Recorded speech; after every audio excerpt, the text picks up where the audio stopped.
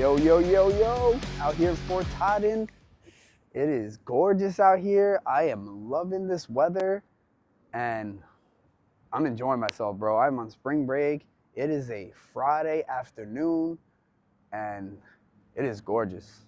This reminds me of my college days when I would just be sitting out on the lawn studying and just chilling out in the spring semester, which was the best semester, by the way. The fall semester was always wet, damp, disgusting, and raining and cold weather. The spring semester was amazing, and this is what that reminds me of. And it reminds me of, what does it remind me of? Baseball season, bro. We're in the swing of things. Baseball season, spring, let's go. Favorite time of the year, the best time of the year. Can't tell me anything about it, okay? So yo, if you're just like chilling at home, doing nothing, come out, bro. Enjoy yourself. Come to Fort Totten Bayside, where I'm at right now. Enjoy the weather. Enjoy the water and the bridge behind you, the views, because that's what life's about. Life's about just going out, enjoying yourself, and having a good time. And that's what I want to do in my life and as I go forward, because, you know, these days, man, you don't see too many people outside. You know, when I was a kid, we always used to come outside and play sports. You know, we always used to be at the park. We would go to, let's say, school, and then we would get out of school, and we would go straight to the park to play either baseball, football, basketball, whatever it was. I had a basketball hoop in my backyard, but we would always be outside. I remember the whole neighborhood would go outside at night. We would play manhunt. You don't see that anymore. Like, when do you go out and you see kids in the backyard playing manhunt? When do you go out and you see kids at a baseball field playing baseball? When do you even go to the park and you see like a whole group playing basketball? You rarely see it. I was at Astoria Park the other day by the basketball courts, and I saw like 2 people playing basketball, and they were grown men. You rarely see kids playing sports anymore. And I think it has a lot to do with the technology, because obviously I'm a teacher, and sometimes I'll be in gym, and some of these kids will try to take their, whatever game is, the Switch or whatever, take it out and start playing. You don't see kids going out anymore and playing sports, and that's a problem. Like I said, man, when I was a kid, we barely went inside. We went inside when our parents called us in to have dinner, and then we went right back outside, whether it was to play baseball, basketball, football, manhunt, whatever it was. We were always outside playing whatever sport it is that we were playing, or just enjoying each other's company and having a good time with all our friends in the neighborhoods. So a lot of stuff going on in the sports world. Yesterday was the NFL draft, and I think the Jets and Giants both had amazing picks. Obviously, Malik Neighbors is an awesome pick. In my opinion, one of the best wide receivers in the draft, to Marvin Harrison. And the draft is a throw-up. He could even be better than Harrison. You don't even know. And the Giants really needed that wide receiver. I know a lot of Giant fans were hoping that they went a quarterback route because they don't like Daniel Jones and they're over him. But this is a really good pick, and this dude's going to do work, I feel like. The Jets, a lot of Jet fans were hoping for Bowers. I didn't want Bowers. I didn't want a tight end. Get the big boys to protect Aaron Rodgers this year. Like, the Jets, in my opinion, are all now or nothing. They're all win this year or nothing, because Rodgers is not going to be here forever. It might be like his last year. They had to go and get somebody to protect him, especially with him being as old as he is. Gotta, do whatever we can to risk him not getting hurt, risk him not getting sacked off him. And doing that, you got to get the big boys up front. And, did they get a big boy? Bro, when I saw this guy, I don't really watch too much of college football. I just watch when it comes to close to the draft. I look at highlights. And this dude is huge, bro. He's like a Yao Ming type of guy, bro. This guy was, when he was there with his family, which warmed my heart, by the way. That was awesome. He was there with his family. His family was there going crazy with him. Looks like such a nice guy. And he was hyped to be a Jet. So you got to love that. And I'm very excited for him. And like I said, man, like I said it like 15 minutes before a draft. My brother was like writing to us, and he was like, yo, I want to go get Bowers. And I was like, no, I want to get somebody to protect Aaron Rodgers. And the Jets did just that. And I'm very satisfied with that. Let's talk a little bit about the Falcons. What the hell are the Falcons doing, bro? Yo, you signed Kirk Cousins for what? 100 and something million for 4 years, and now you're going to draft a QB who probably isn't going to play for the next 4 years. Now, their intentions are probably, oh, we'll have Kirk Cousins, work with this kid, and in 4 years he'll be great because he had an experienced quarterback working with him. But you gotta win. The Falcons getting Kirk Cousins means that they're in win now mode. They're trying to win now, and getting this QB is not proving that because you're not getting weapons to help Kirk Cousins. So that made no sense to me at all. Like, I didn't understand that in the worst bit, but let them do them. They got Bijan at the running back position, but I don't really know what was going on with that move at all. Made no sense to me. Obviously, Caleb was going first. We all knew that. It's no question that Caleb's skill is there. We all know that. But, everything I've seen from Caleb shows me that this dude is a prima donna, bro. Prima donna. I feel like he was demanding so much stuff, and the dude's not even in the league yet. Came in yesterday wearing, what was it, purple or some kind of fingernails, purple fingernails or something.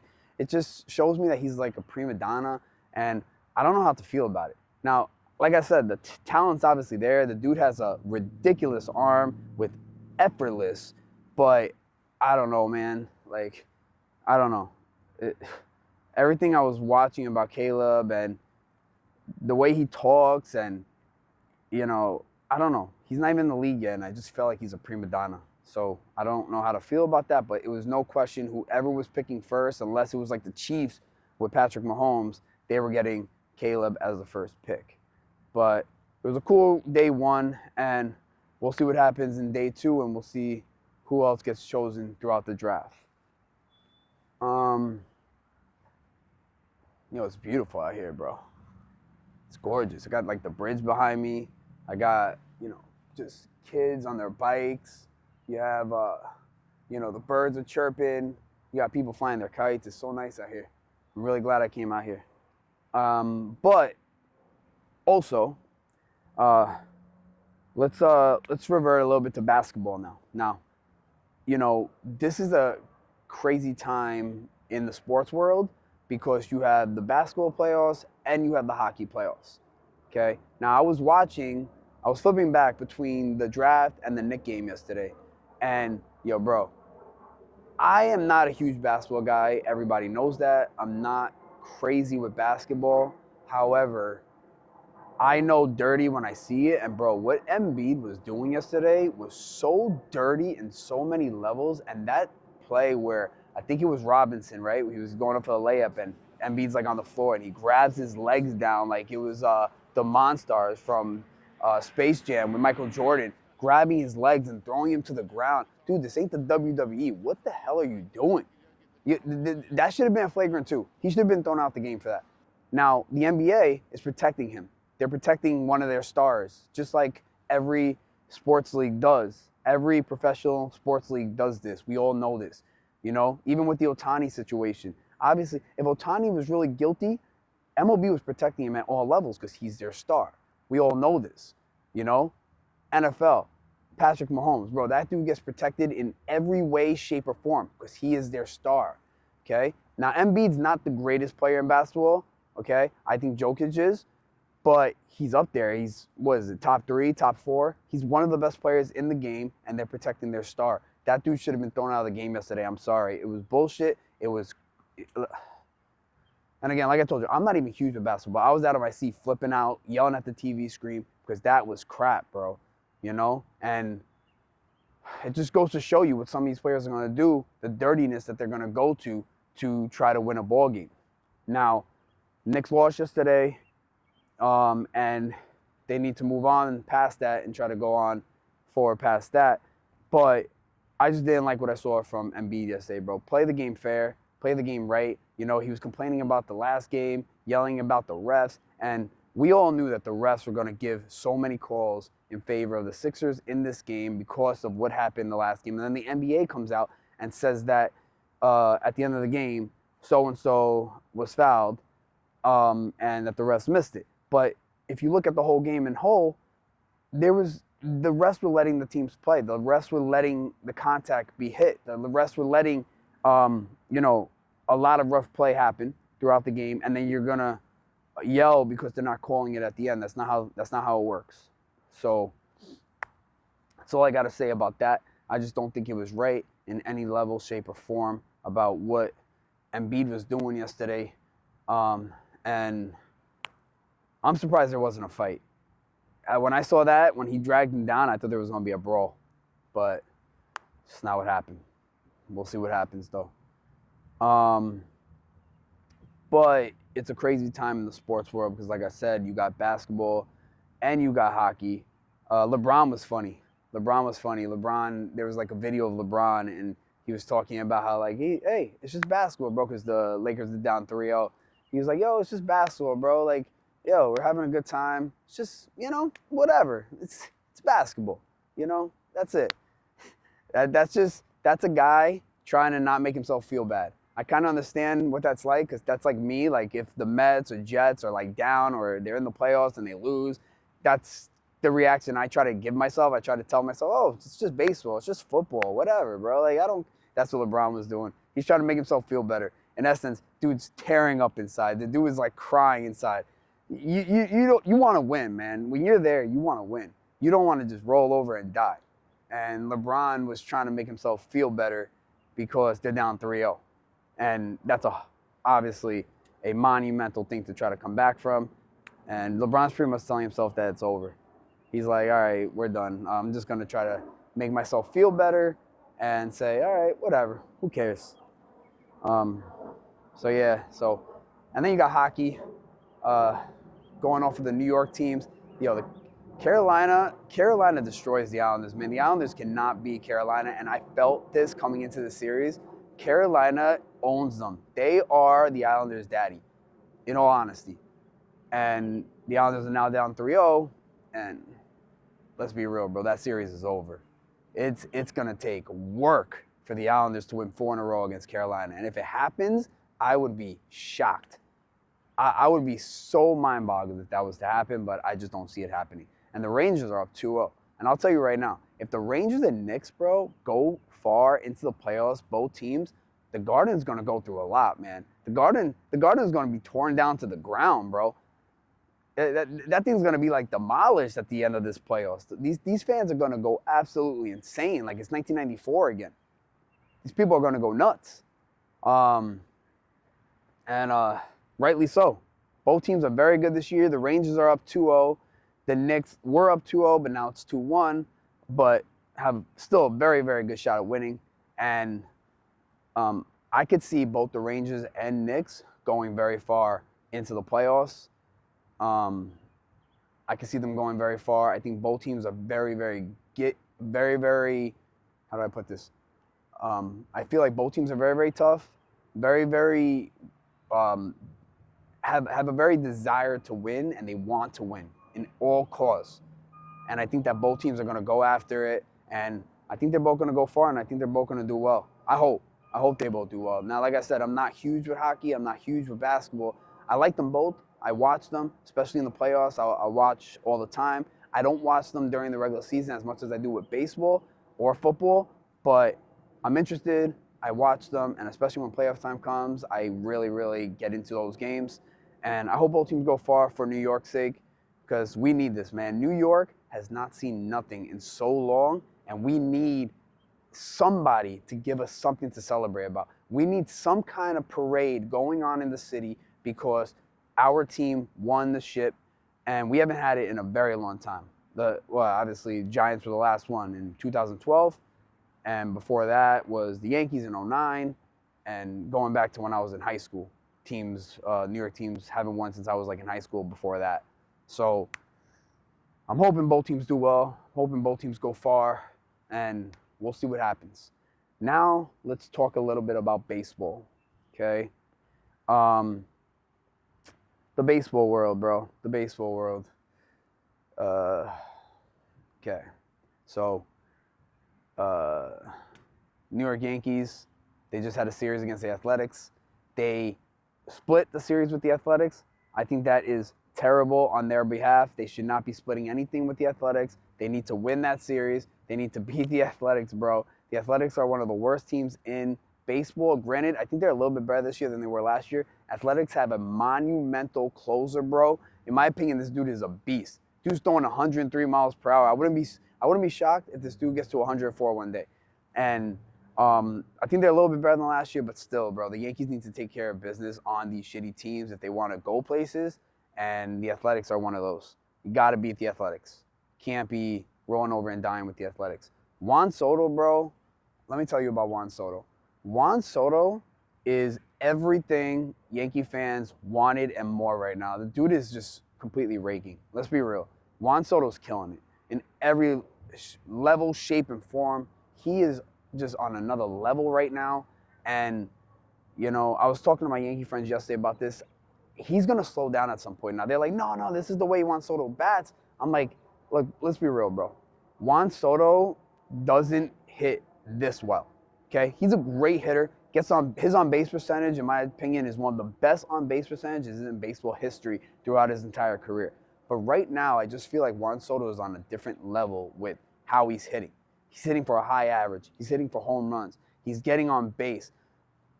You know, he's not going to stay consistent with what he's doing right now throughout the whole year. You know what I mean? So what the Yankee fans need to hope for is that Aaron Judge wakes up soon. All right? Aaron Judge needs to wake up. He needs to start performing, because if both of them are slumping, the Yankees are in trouble. Because after those two, the hitting is a little weak. You got Rizzo, who is very inconsistent now these days. You don't know what you're going to get from him. Some days he'll knock a home run, but it's very inconsistent. I don't like Gleyber Torres at all. I think last year was a fluke year for Gleyber because he had a very good year last year. I don't like Gleyber Torres at all.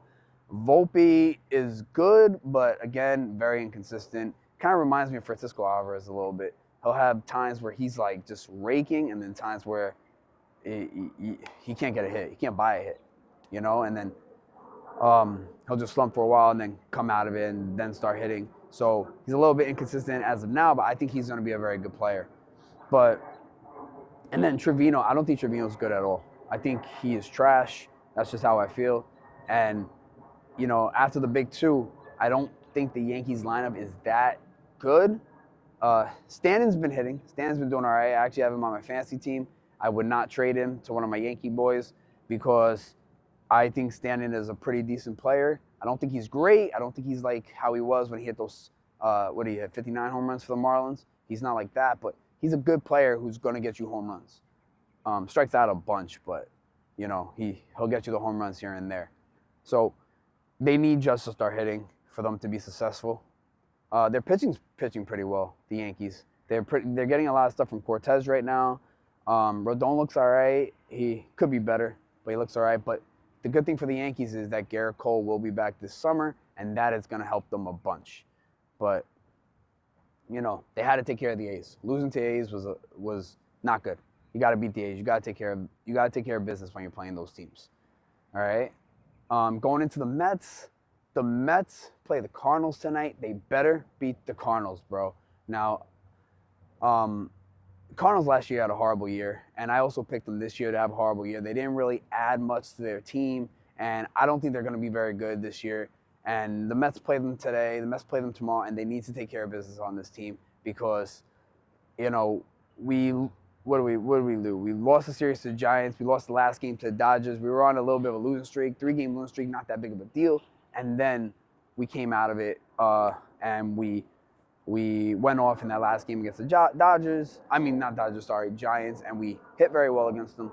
But tonight we play the Cardinals, and you got to at least take 2 out of 3 against the Cardinals because they are not a good team. We're coming back home to Citi Field. Let's get it. We need to do work against the St. Louis Cardinals because the Mets need to start racking up these wins to get back into this NL East race. Now, the Braves are always going to be up there, and I just feel like it's going to be very, very difficult for the Mets to overcome the Braves, but they got to try their best. They got to do their best to at least stay in this race, stay at the top of the NL East, at least 1, 2, and 3, and just compete to the end, bro. Give me baseball to watch in September.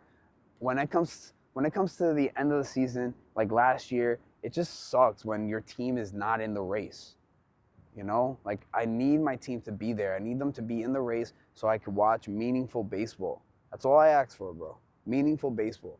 I want to watch baseball that matters in September. And I know I'm speaking from all fans when I say this. If you're in August or you're in September and your team is not in it, it just sucks. Now, I still go to the games, but it's just not as fun. You know, you want your team to be there. You want to go to the games where you're like, all right, my team is in it, bro. Let's go to this game. Let's cheer these guys on. Hopefully we'll get a win and we'll do our thing, you know? So we'll see what happens with that. I want to talk a little bit about Francisco Lindor.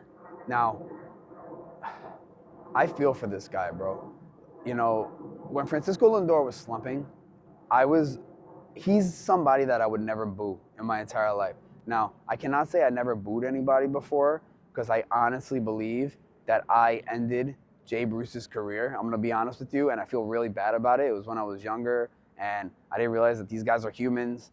So talking to anybody out there that, you know, massively boos people, I feel like I ended Jay Bruce's career by booing him. One day, I was sitting right behind the Mets dugout, and Jay Bruce just struck out, okay? He just struck out. And he is going through a monumental slump. The dude just can't hit. And he's shot. He just can't hit.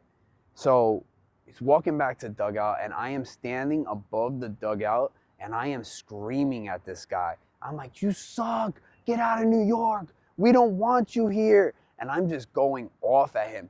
He has his head down, picks his head up really slowly, looks at me, and sees me screaming, and then just puts his head back down and shakes his head and walks right into the dugout. So he looked directly into my eyes, saw me, saw this kid just screaming, you suck, get out of New York, we don't want you here. And then put his head down, shook his head, went into the dugout. Bro, my dude retired like a few days later, bro. He was done. This guy was gone, bro. And I was like, yo, I feel like I ended this dude's career. Like, literally. So for anybody out there that likes booing people, just think that these guys are human, and you think that they want to slump? No, they're just in a slump, and they're in a bad way, and they're trying to get out. And this is what Francisco Lindor was just in. Francisco Lindor was in a crazy, crazy slump, kind of like what Aaron Judge is going through. And I would never boo this guy. I would never, ever, ever boo Francisco Lindor, because Francisco Lindor is a worker. The dude is out there every day busting his ass. He is always on the field. How many days does Francisco Lindor take off during the year? He's always out there. He's always playing, and he's always trying to give it his all. So I would never, ever boo this guy. I will always cheer him. I was very glad to see the New York fan base cheer him on when he was struggling to try to get him out of his slump. And guess what, bro? It's working. Because since that day, Lindor is honestly, he's hitting great. All right, I saw a stat the other day. I believe his average is up over 300. He has a few home runs. He has a decent on-base percentage ever since the New York fan base was cheering for him to try to get out of this slump. Now, people will say, oh, you guys got to copy the Philly fans. Yo, I don't care who we got to copy if we're helping the guy out. You know what I mean? We could copy whoever we want. I don't care about that. All right? We're not doing it for that. We're doing it to help the dude get out of his way. And it's working. His last game, my man Francisco Lindor went 4 for 5 with 2 bombs, 2 jacks, bro. Complete monster shots. I think one went into the water, the bay in San Francisco, and completely bursting out. Every time he was getting hit, every time he was getting home run, I was right into my group chat. I was like, yo, the monster's out of the cage, the monster's out of the cage. And Francisco Lindor is out, baby, and he's ready to go. Now, we always know Francisco Lindor is going to give you great defense skills. He's always going to be performing on the field, which I love. You got to have that. And defense doesn't slump most of the time, okay? Obviously, offense, you're going to slump. Defense, if you're a good defender, you're going to be making your plays most of the time. And Francisco Lindor, bro, on the field, we always know what we're going to get from him. We're always going to get a great defender out there. And now that he's breaking out hitting-wise, we're going to get the Francisco Lindor that we know and love. And I just want to come out here and say that because you got to show some love to these players sometimes. When they're going through a hard time, it is tough, bro. You got to help them out. You got to help them get out of their way. I played baseball my whole life, and going through a slump is one of the toughest things you could ever go through. And I was only facing guys that throwing 80, 83, 84, whatever it was during my time when I was playing baseball. And I've been through 0-15, 0-16 slumps. And I remember just being in my head like, I can't get a hit. I cannot get a hit. Whatever I do, I'm going to get out. Whatever I do, I'm going to struggle. Whatever I do, they're going to catch the ball. Even if I hit the ball hard, scorch it somewhere, it's going to go at somebody, I'm going to get out. And it was just in my head. I can't imagine what these guys are going through when these guys are throwing 100, 101 sliders, 96-mile-per-hour sliders, and trying to break out of a slump with these guys pitching and these type of guys on the field, you know? So it's a very, very hard thing to do. So if you ever go out there and you're thinking about booing somebody on your team, because you know us New Yorkers, we boo anybody. Like Aaron Judge got booed the other day, captain of the Yankees, one of the best players to play for the Yankees in the last decade, and they were booing him. The Yankee fans have booed Derek Jeter. You know, like New York fans are savages. They'll boo anybody. Okay? Met fans probably booed David Wright before. I would never do that, ever. I don't care what kind of slump he's going in. That's my idol. David Wright is my complete idol. I grew up watching him. Everything I did was about David Wright. I would have that armband, right, with my number on my glove hand. Everything I did was about David Wright. Like I looked up to that dude. I met him in spring training one year, and it was like the happiest moment of my life. I like released my vows to this guy about how much I love him. You know?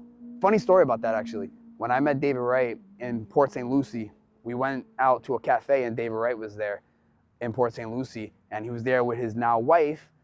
And I think this was probably like one of their first dates. Like he was barely dating somebody, I think, back then. I think that's around the time where they got together. I remember the news coming out that they got together, and that was around the time where we went out to Port St. Lucie. And I walk into the cafe with my brother, and I see David Wright sitting right there. And I'm like, oh my God, it's David Wright. Oh my God, it's David Wright. Like, what do we do? What do we do? What do we do? Oh my God. So I'm like, you know what? I'm not going to go out there and ruin this guy's date, right? Why would I do that? What kind of person does that? So I order a smoothie because it was like a smoothie place. And I was like, you know what? I'll wait till they come outside. So I wait till David Wright and his now wife come outside. And he's like staring at me because I'm wearing a Met jersey. Obviously, he knows I'm waiting for him. So I'm like, yo, David. And he looks at me and he's like, oh, what's up, bro? So I'm like, yo. And I just release my whole entire vows to this guy. I'm like, yo, I love you, bro. You're my favorite person in the world. I can't believe I'm meeting you. Everything I do is because of you. I play third base because of you. I wear my armband because of you. I study you, bro. Like everything I do is about you, right? And his wife is just standing there and stuff. And then I did something which is probably the most messed up thing you could ever think about in your entire life, right? Now looking at it today, I'm like, I can't believe I did this. So my friend is like, yo, can we get a signature? I was like, honestly, I don't want a signature. I want a picture, bro. I want a picture to show people that I met David Wright. I met the guy is the reason I played third base and the reason I bat with my hands up like so, whatever. You're the reason I bend down playing defense and have my hand up here because that's exactly how David Wright batted. Just released everything to this dude, right? So it's time to take a picture with David Wright because he was like, yeah, sure, let's go. Let's take a picture. Time to take a picture with David Wright. And his wife is standing right next to us, right? Just standing there like on her phone. So I go, excuse me, ma'am, could you please move out of my picture? I was like, could you please step out of the picture, please? And she stepped out. And then I took the picture with David Wright. And he was like, all right, cool, bro. Thanks. He was like, thanks for cheering us on, whatever. And, thanks for looking up to me. So I was like, yo, you the man, bro. I love you, bro. And after that was over, I was like, damn, bro, I just told David Wright's like girlfriend to like get the hell out of my picture because she was like standing in the way. To this day, I feel so bad about that. Like that is like so mean, to be honest. And that happened. And then that night, we actually went out to bowling. We went out to bowling where the Duffy Sports Grill is in Port St. Lucie. And the whole Met team was there. And we got to chill with them all night. We got to watch them bowl. The reason we knew they were there is because David Wright that afternoon was wearing like a bright orange turkey shirt. It was like a turkey on the shirt. And we go, and I saw that turkey shirt when we were at Duffy's. We were there, whatever, chilling out. And I saw it. I was like, yo, that's the shirt Day-Right was wearing. And I look up, it's Day-Right. And then we noticed the whole team was there. And probably one of the best experiences of my life. And whoever hasn't had a chance to go to spring training, highly recommended, because it's one of the greatest things you'll ever get to do as a sports fan. So chilled out. There, you go to the beach after the games. You go to, well, for the Mets, you got Duffy's over there, all the Met fans there chilling out, and it's just such a great experience. Such a great experience. But back to what I was saying. For anybody that has ever thought about, booing somebody, take into account that these guys are human beings, and they don't want to go through this, okay? They don't want to go through this. They want to come out there, they want to, do their best, and they want to put on a show for you. And booing them just makes matters worse. It makes matters harder for them. And I've learned that as I grew up, because like I told you, when I was younger, I booed everybody. I didn't care, except for Day-Right. I would never boo him, just like I told you. But I booed everybody else. No matter who was in a slump, I booed their ass off. How to pitch, bro! Learn how to pitch, Familia! Learn how to pitch! Where's Mickey at? Mickey, this one's on you, bro! Yeah, you don't want to come out now. Leave Familia the entire time! And today I realized that just doesn't work. You gotta help these guys out. You gotta help them get through them. Because the fan base, for people that don't realize, makes a big difference in the way people perform, bro. These players tell you all the time, the fans are everything when it comes to performing. If you're gonna help them out, you're gonna help them get out of it, they're gonna get out of it. You gotta help them out. And seeing Francisco Lindor get these home runs and just come around home, come around the bases, come home and just give these hugs to these players, you can see how genuine it is and how happy he is that he's finally breaking out. Because it's tough, dude. It's tough and it's a hard situation, and these players don't want to go through it, and it's our job to help them, to help cheer them on, to help push them through it. And I'm so happy Lindor's finally breaking out. There's a lot of big stars right now in baseball who aren't playing very well, and a lot of them are slumping. It wasn't just Lindor. It's not just Judge. Acuna is not playing that good. There's a lot of big time players. Seager's not playing that well right now either. There's a lot of big stars in baseball right now not really playing to their potential yet. Now, it's still April. It's cold. I'm sure as the weather starts heating up, these players are going to do better. But, it's tough. Okay? And that's just baseball. Baseball is such an up and down game. And it's the kind of game where you never know who's going to play well at any given day. Even Julio Rodriguez, too. Julio's not playing that great either. A lot of players are slumping. A lot of good players. Corbin Carroll also in a big slump. The reason why I know that all these guys are in a big slump is because of fantasy. In our fantasy league, all these players that pick these guys number one, they're all struggling. So, it's early. It's April. And as the weather starts heating up, these guys are going to start playing better. Okay? But I'm excited for tonight's games. I'm excited to watch the Mets tonight against the Cardinals. Like I told you, really, really, really hoping we win this series. Kind of hoping for a sweep.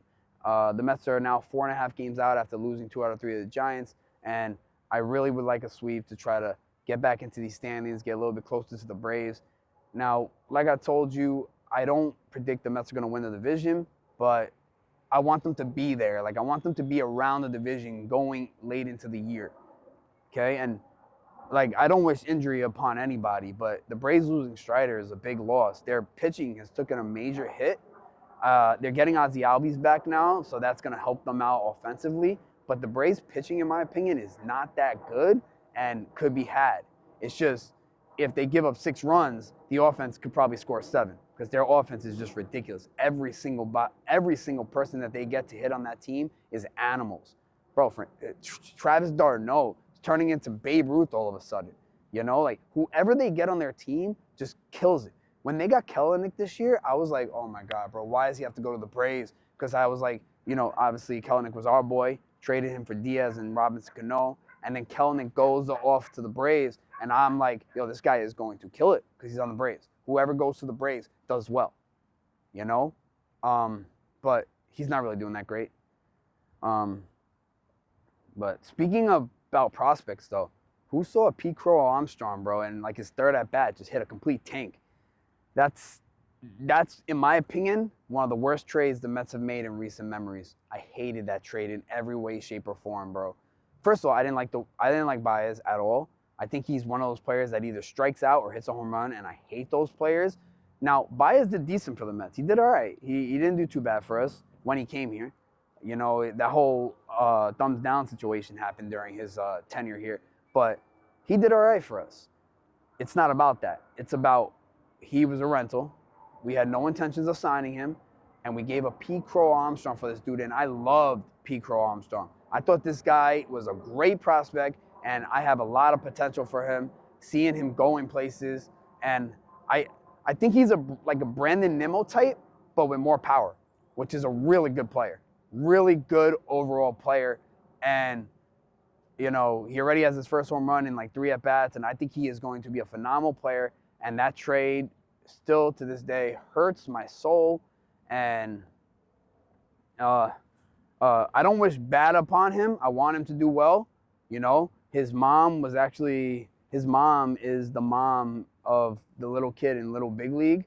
I remember when we signed him, well, not signed him, drafted him, and you saw that whole thing with his mom. That's pretty cool, in my opinion. But I think he's going to be a great player. All right? That's it for today, guys. Enjoy the games tonight. Enjoy your weekend. And have a good one. Peace.